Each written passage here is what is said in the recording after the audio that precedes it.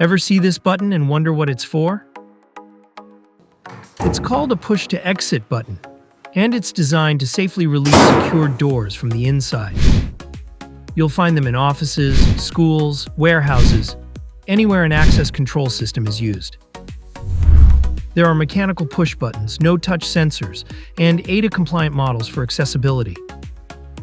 Each one triggers a signal to unlock the door, often by releasing a magnetic lock or electric strike.